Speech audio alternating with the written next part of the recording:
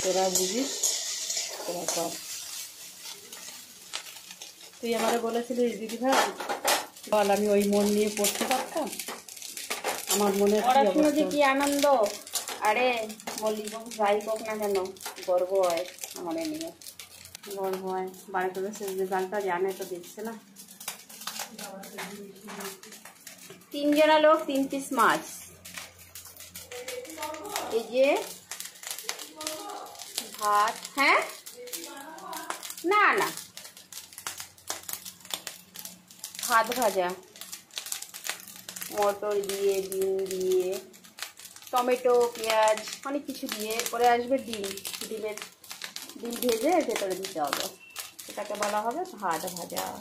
আর এই যে আনারসের চাটনি হবে, আনারসের চাটনি, মাছের ঝোল, ডাল হয়ে গেছে, ভাতও হয়ে গেছে। সাথী দেবীর রান্নাঘরে আজকে এইসবের রেসিপি। দেখো ভাতটা সুন্দর কালার এসছে। কে কে খেতে ভালোবাসো চলে আসো। হ্যাঁ বলো। মামা তো এই যুগেরই আমাদের আর কিছু লাগবে না, এটাই হয়ে যাবে তো।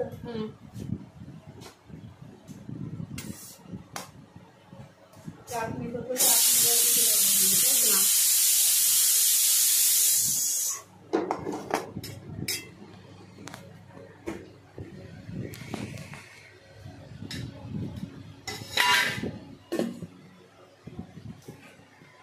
এটা হচ্ছে পেঁপে ভাজা।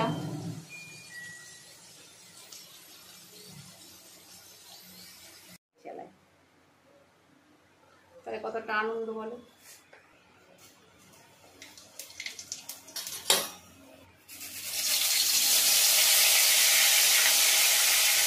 টমেটো কুচি, মশলা গেল, মাছের ঝোল হচ্ছে এটা।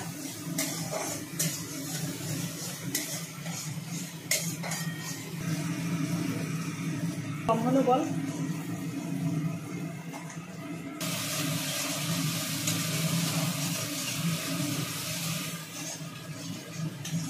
মশলা তৈরি করছে।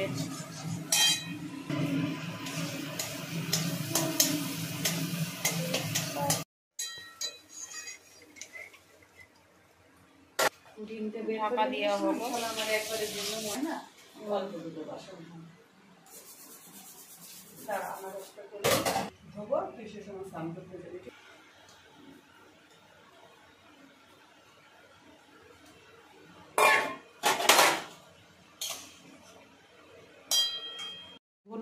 এটা হচ্ছে আনারসের চাটনি, এখনো কমপ্লিট হয়নি, একটু বাকি আছে। শেষ পাতে দই মিষ্টি আর চাটনি, এটা দিয়ে আজকে রেসিপি খতম।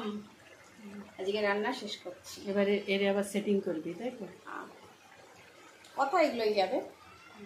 দেখলাম, দেখো কালারটা হয়েছে। আনারসের চাটনি, এটা হচ্ছে আনারসের চাটনি, এখনো কমপ্লিট হয়নি, একটু বাকি আছে। শেষ পাতে দই মিষ্টি আর চাটনি, এটা দিয়ে আজকে রেসিপি খতম। আজকে রান্না শেষ করছি। এবারে এর আবার সেটিং করবি, তাই তো? কথা এগুলোই যাবে।